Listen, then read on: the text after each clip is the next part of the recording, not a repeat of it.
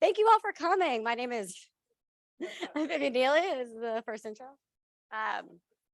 No, so we're here to do an update, and Josh very, very nicely agreed to do a bit of an update on Gen AI because I know enough to know I know nothing, and did not want to neglect a huge part of what's happening in the AI world right now. So he is going to come do a live demo of some of the ChatGPT work he's done.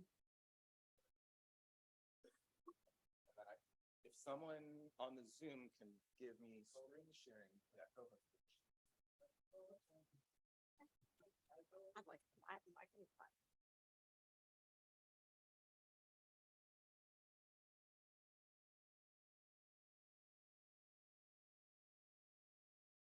No. I don't mind public speaking. So it's Josh Mandel on the Zoom.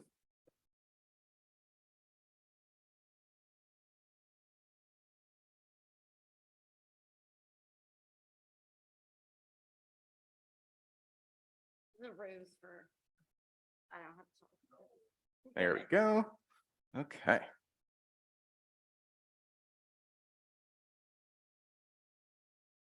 Great. So hopefully my screen is coming through on the Zoom, and we can also broadcast it onto the monitor here. Yeah. Okay. Thank you guys for hanging in there. I wanted to share some. Did we lose something from my laptop, or are we able to put it back? Anywhere? Everything seems to be working here. Fingers crossed, we'll see if it lasts. I wanted to share some examples of explorations that I've been doing over the last 6 months or so with GPT and looking at some of these generative AI tools for structuring clinical data. And I wanted to start with kind of the promise, but also the challenge of working with these tools. And so when I saw an early draft of this New England Journal of Medicine article on GPT-4 in healthcare, this is something that a lot of folks who work closely with me at Microsoft had contributed to. They showed me an example of a task in this paper. So what I have here is the appendix of a paper that was published in March. And one of the things that happens in this draft is there's a transcript from a clinical encounter that includes some recommendations for lab tests.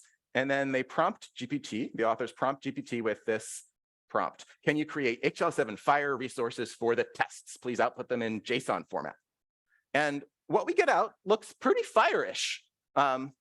It's got this sort of resourcey looking thing and some codable concepts, and it all looks kind of cool.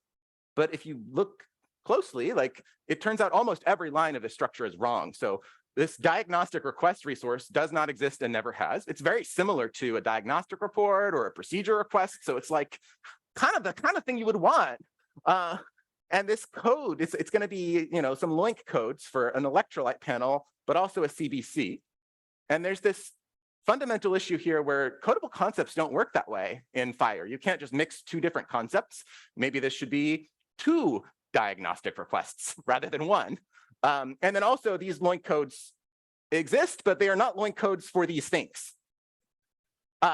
So like the model really understands what a FHIR payload should look like. It totally gets what the prompter is asking for, and yet this specific result is not directly very useful. And so the question is, how do you take all this sort of latent knowledge in these models and do something useful with them, sort of let the model do what it's good at, but then also provide guidance? And I don't purport to have all the answers here, but I think it's really informative to do some small experiments and get a sense of what works and what might help here. So one thing that I put together was a demo that uses plugins inside of the ChatGPT interface. And quickly, when you start writing these kinds of plugins, you realize that like this is a very different kind of API development.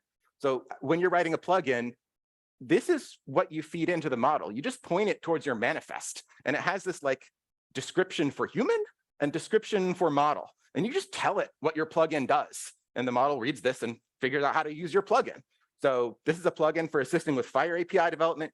You can use it to refine FHIR resources and make them valid. And you should really use this to ensure that your FHIR terminology is right. And then this plugin definition also comes with a link to an OpenAPI manifest file, which the model can also read. And so you just document your API. So I said, okay, the API for my plugin is you're going to call it with a description saying, what is it you're trying to do? Why are you making a FHIR resource? Just state your intent in plain language. And then the resource, which is, give me your best guess at what you think this FHIR resource is going to look like. And so we can use ChatGPT-4 and turn on plugins. And this is just being hosted local from my laptop. We'll see if everything restarted correctly after it crashed. You can give it an example of some clinical text and then ask it to do this kind of task. So let's just look at this example from the note in this publication, which is we have an assessment and plan. And I'm going to paste this in here. And I'm going to say, please represent the plan or the order in FHIR JSON. And now, since this plugin is enabled, the model has in its context that description that I just showed you from the manifest file. And thank goodness, the model has decided that this API is worth using. So it's going to make an API call. And so by default, this is sort of hidden in this little box. But we can see the model is currently drafting an API call that will be sent to my API endpoint when it's done. And so here's the description. It's creating a service request for the patient's treatment plan. Okay, I was kind of hoping it would say something about what the treatment plan was, but that's fine. And it's going to take its best guess. It's putting in here a SNOMED code for an evaluation and some reasons having to do with the data that were documented in this clinical note. And my guess is it's hallucinating these SNOMED codes as it's going. But by the time it gets to the end of this request, we're going to get an API call. This is my API server here that just received the query. And I'm just going to do two things in this server. One is I'm going to call a terminology service. I'm going to pass in, every time I see a code in the example, I'm going to pass in the display name and look up SNOMED codes that have similar display names so that I can try to find the right code rather than relying on this probably hallucinated one.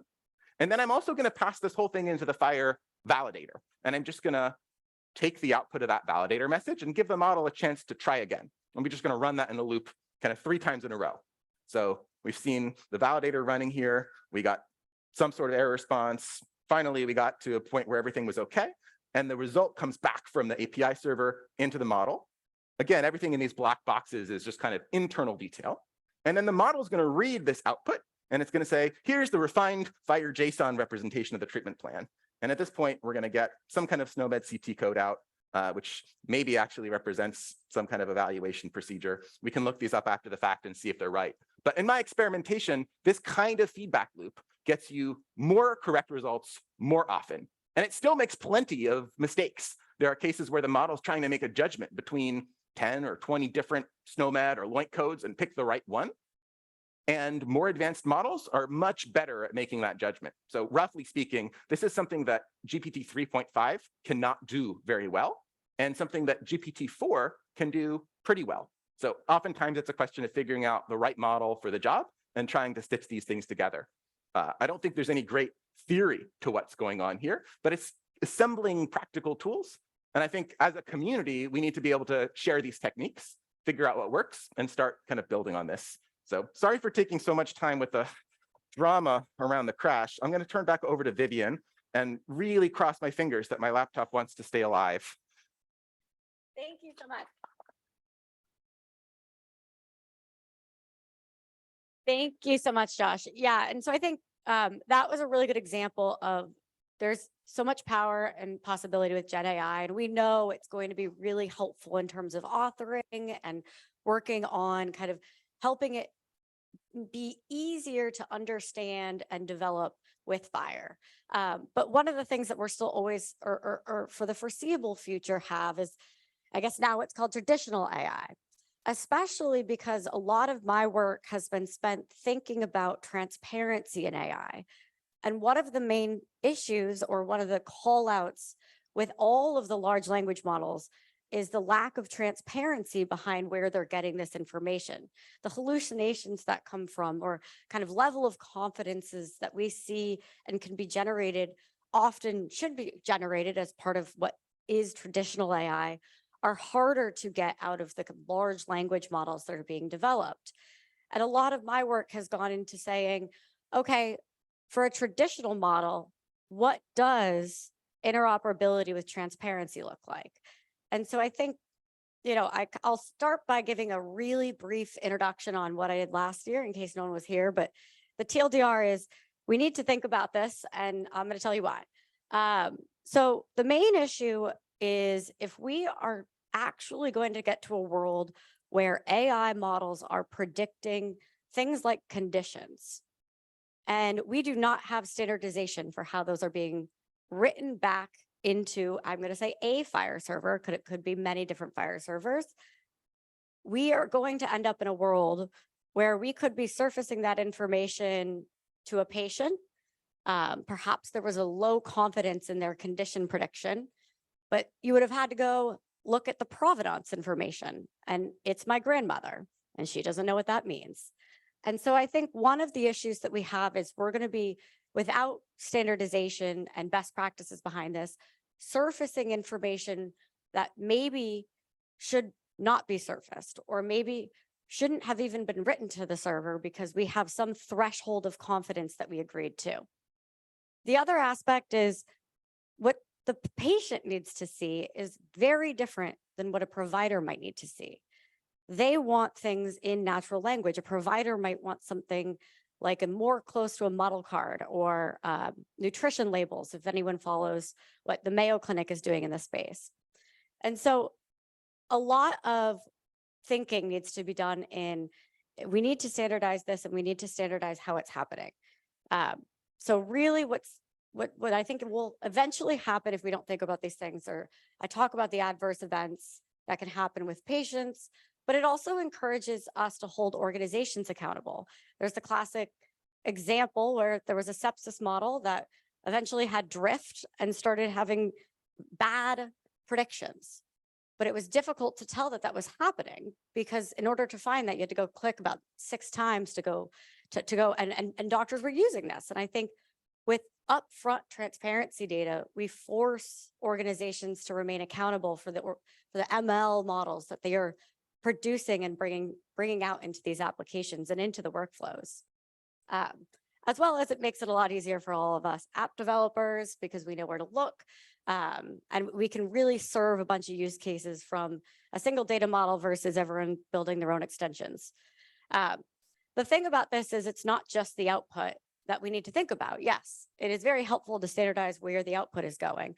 It is also really helpful for us to standardize metadata around the output, the transparency around how this model was built, what was the population used, what was the setting and context of the model. We talk a lot at Google about it needs to be 3 things. It needs to be interpretable. You need to understand what the heck it's telling you. It needs to be explainable. You then need to talk about why it's telling you that. If it's telling you he has a risk of heart disease because he has gray hair, probably not a good thing to listen to. It also needs to be actionable. If you can't do anything about it, it doesn't matter.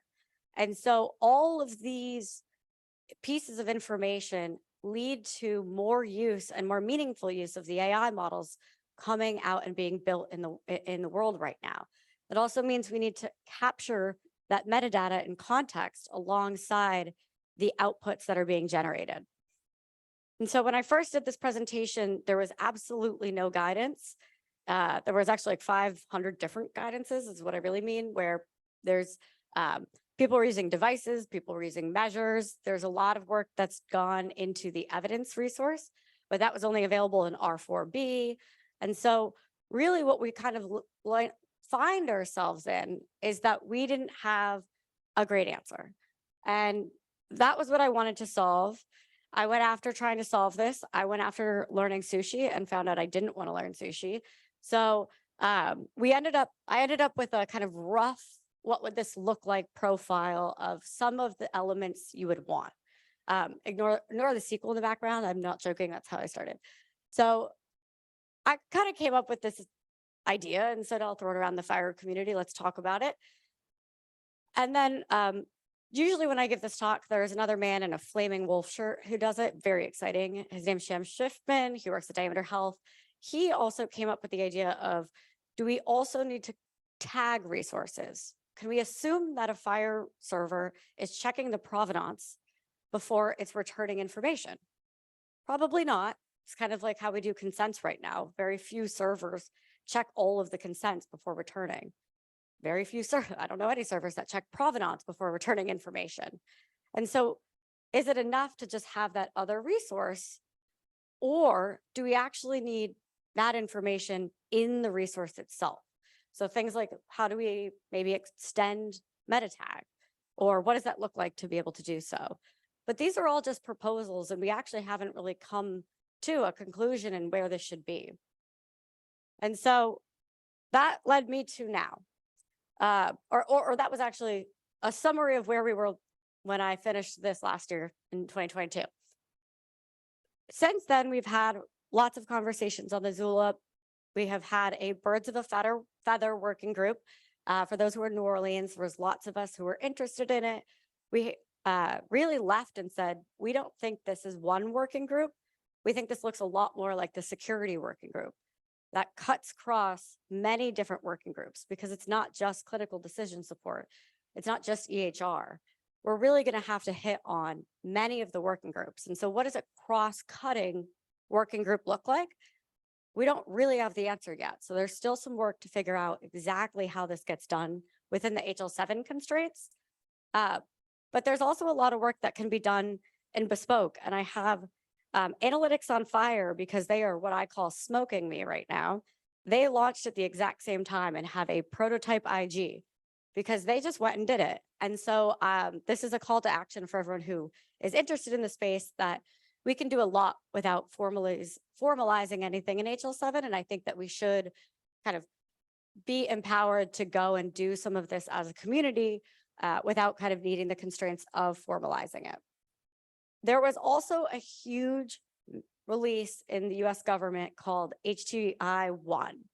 And this is about to be a little bit US specific, but I want to start by saying the fact that the US government is starting to have opinions here is a very good thing, because that's going to push many other countries who look at us for some of this, let's see how they do it and wait moments, where we are, let's kind of in the waiting period. We're in the comment period right now until June 20th. What this legislation says is it's actually an update on some of the previous interoperability work that was happening. It has a very long name, but I'm just calling it HTI-1. Essentially, we also always called it clinical decision support. They have updated that to be DSI, decision support interventions. Essentially, it's establishing a framework for us to allow requirements from these AI models, attestations from these AI models, attribute requirements, and field level requirements. Starts to sound a lot like a profile. But how ONC works is they publish things like US CDI, and we take it and we make US core. And so what happened is they created this regulate or proposed rule, and kind of looked at the FHIR community and said, bet you won't profile it. And I said, I'll ask the audience to do that. But no, it's actually a really good thing, because we finally have suggestions about what this should look like, rather than us making our best guess and then them telling us we were wrong. And so we're actually really excited about this. One of the main things that happened is they came out with what they kind of call their faves. If anyone's familiar with FHIR data, it seems like an update to FHIR data principles. It's essentially what are we looking for when we're actually evaluating your model? It needs to be fair, appropriate, valid, effective, and safe. And so they said, every time we look at any model, we'll be looking at it in the constraints of faves. And so what that really looks like is they came out and they said, and here's all the things that are faves. Just kidding. What it really meant is that they came and they said, and in that framework, we are going to be evaluating and asking for a lot more information than what we've asked for or expected before. So I will not read this slide, but I will post them on the Zulip. I'll post them on the Whova. I don't think they're there right now if you went and look, but I promise. But really what it is it's saying we need to know things about the intervention, why this was used, why it was developed. How was it developed? What was the population it was developed under? Versioning of models are very, very helpful with things like this, as well as performance. And they're even going as far as saying we're going to have testing requirements. So once a year, making sure that you're running against these testing requirements. And so this is really interesting because now we have guidance on exactly what is going to be expected of some of these certified applications and these certified DSIs. And now we can take that and make it something meaningful in FHIR, where we take all of those things they need to do and tell them where to put them. And so I think ideally, hopefully everyone understood, Gen AI is amazing. There's going to be so many use cases that help up level the FHIR community. There are still requirements for and needs for traditional AI. I always say science is done in labs, science is done in binaries. And so much of healthcare data is still in numbers and in these kind of large traditional AI models. And so these will be around, at least in my foreseeable future as well. And we really need to start thinking about, now that there's going to be used in clinical practice, how are we as a FHIR community making this easy and safe and effective to do?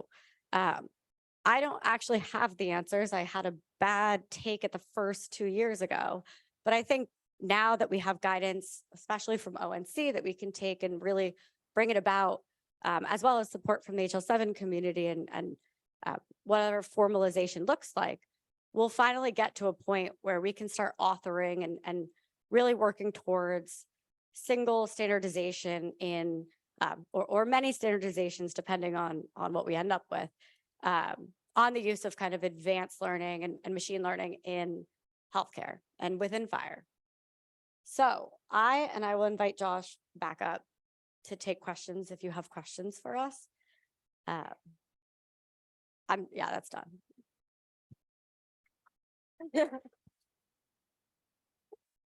I think. Otherwise, we can just have a debate about all the proposals in HTI1. Oh, We can burn a lot of time that way. Yeah, did you want to add?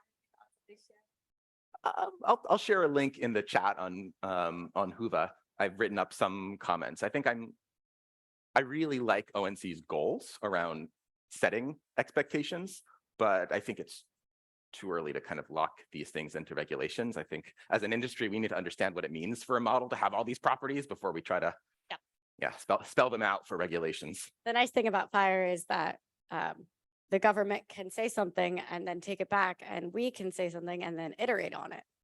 And it is much harder for the government to iterate. So I think it's still a good opportunity for us to take their early suggestions, proposed rule, still open for comments, and do something meaningful with it. Well, thank you very much. So I already saw a few questions in on Whova, but I want to start in the room.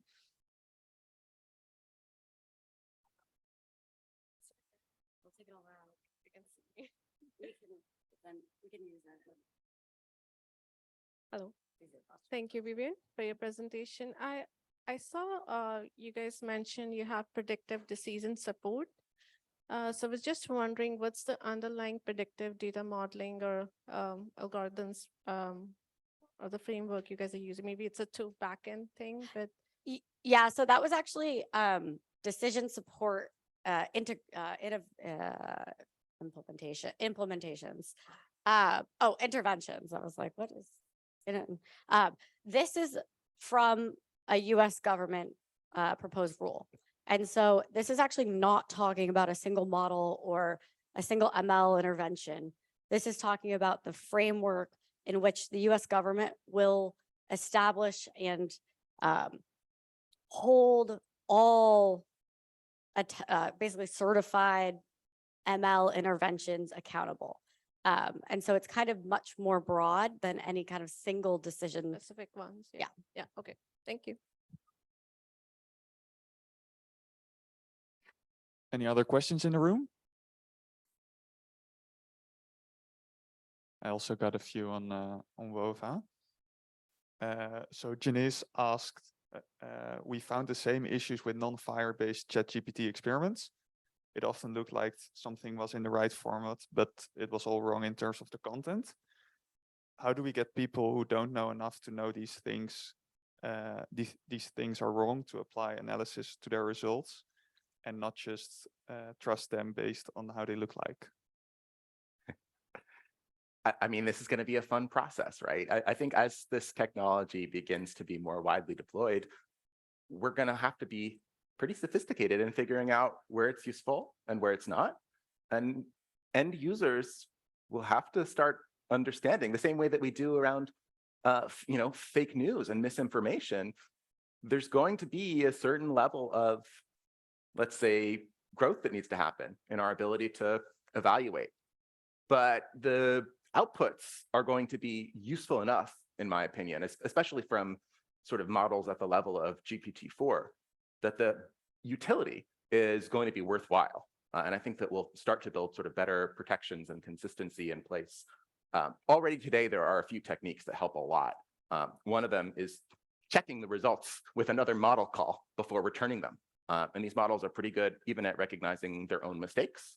And another thing you can do, sort of similar to what I showed here, is putting more information in the model's context. So it has a list of relevant codes or FHIR element definitions when it goes to generate its outputs. And so all of these are techniques that I think will begin to shrink the problem over time.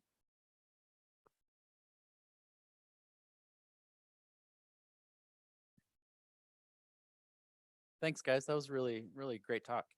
When we talk about like the end user, like HDI1 and the responsibilities of the clinical end user to evaluate bias and like methods of coming to, clinical decision support conclusions. Like one of the things that we've been talking a lot about in the HL7 clinical decision support working group is how optimally, like it's not just up to the clinician to make those decisions at the point of care, and that rather, instead of requiring that information be surfaced specifically and only at the point of care, that rather that type of information about bias and about the information required to work towards equity is really kind of enabled and provided earlier in the chain than just at the point of care. Do you agree with that? What does that make sense? Yeah, I think that lends itself nicely to why I feel that it's important to standardize this storage in FHIR, because then you can surface that information in as many ways and interfaces and use cases as makes sense. Perhaps, as I mentioned, the provider interface is going to look different than the patient interface for this information and what that means. So, what we kind of see happening is directly from the model being stored in a FHIR server and then being surfaced in the application of choice. Now that might be sent back to the EHR and surfaced through that information, but we also see kind of standardization around surfacing the information happening as well. So if I had free time, I would go out of my way to build a FHIR profile to nutrition labels. I think that would be a really piece of interesting software for us to say, give me FHIR data. And so for those who don't know, nutrition's labels is kind of a leading proposal for how we should surface model information to clinicians or to researchers or actually anyone, because our brains know how to read a nutrition label. And so it's much easier for us to scan and look for exactly what we need. And we can do it much more efficiently because we've seen this format before. And so it's a kind of leading, I thought right now of, well, I think the guy that thinks it is just really loud, but so totally, I think, it's hard to surface any sooner than when the AI model gives it to us, but storing it with the information and then making decisions about how to surface it, I think will be critical there. On the end user perspective, like, I don't think we know yet what to surface, how end users should be engaged in this. And I think you're right, Isaac, that like most deployments, people are going to think ahead of time about what models they want to use and where, and they're not going to be making that decision like every time they see a risk score, like, oh, remind me what this is. Let me think about the bias that was inherent, in this particular score today. It's something they're going to largely do ahead of time. If that's right, then I think the focus of some of these proposed regulations may be a little bit off, because it's a lot about how do you surface to the end user at the point of care 20 attributes about the model and its training. And I can imagine a lot of confusing and bad ways to do that. And if you've got to surface 20 attributes to comply with the rules, users might just get overloaded with a lot of information on the screen.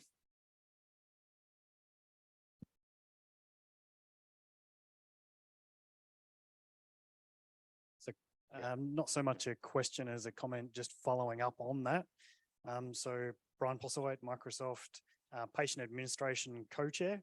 And so just one bit of information. So there was a comment there on what about all these 20 attributes that are about the model?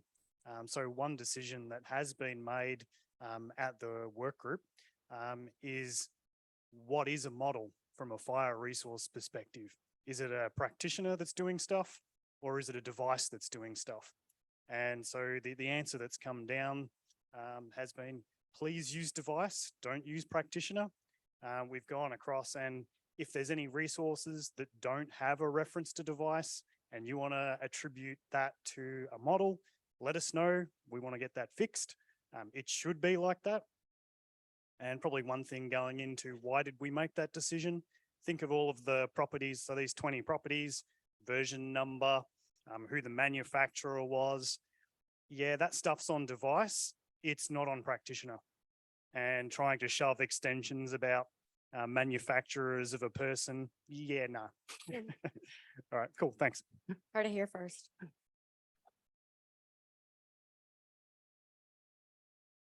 Any other questions in the room? I also got another question from Janice. She asked, how do we get non-mathematicians and data scientists to understand that AI is probabilistic? They'll see it as a yes or a no. And thus putting a threshold in place help in that at least they won't think 20% is a definitive yes or a definitive no. But they'll see yes as, for example, a 91.6% chance. And if I can expand on that, have you also tried maybe working with something like Explainable AI, like Explain Like I'm 5 or SHEP or something? Yeah, what was the last part? Oh, sorry. So I was wondering if you had maybe worked with explainable AI models like SHEP or Explain Like I'm 5. Yeah. So I think luckily healthcare has been doing exactly what you just described, kind of threshold and risk management for actually a long time with EMPIs and patient indexes. And tell me as a provider, what is your threshold of risk and willingness to say this patient is, match that patient based on a determined level of confidence. And I think luckily we've gotten to a point where we can, healthcare is used to that because we've been doing that with the MPI models for so long that I don't think it's a big step for us to take that for other types of models, and each will have a different kind of risk. I think risk of readmission means very different things than, risk of death or something that kind of might be more critical, where you want a much more kind of higher confidence level to and to filter out the noise otherwise. And so, yes, I think that there's a reasonable use case for this. I haven't played with the transparency models as much, but I can look and it's homework.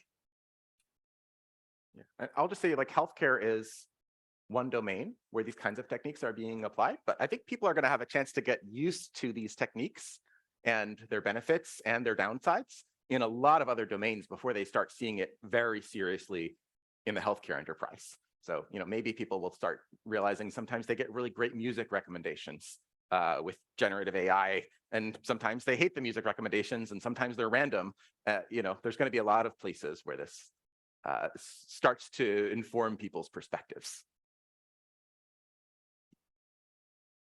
Okay, so if there are no further questions in the room, I have a final question on Whova. So Janice asked again, I haven't heard of anyone using provenance for registering likelihood of truth for an AI generated data. seems like the first step would be making that a standard practice if that's how we want to handle that kind of stuff. Do you know of any efforts to that? No, nor am I convinced provenance is the right place for that. I think we should start figuring out, similar to how we've done with consent, what do provenance checks looks like?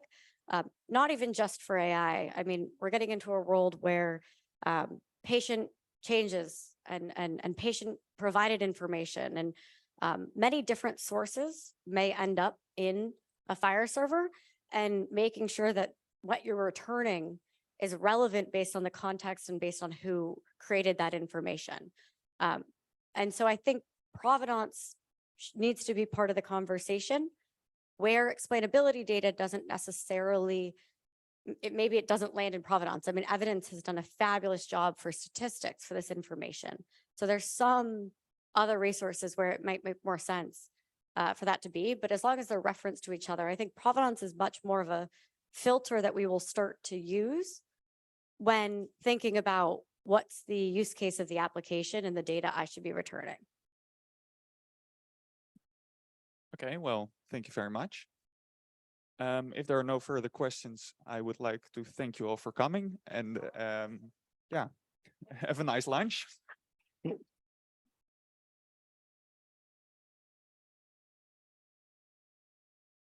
You gave me shelter when I needed it.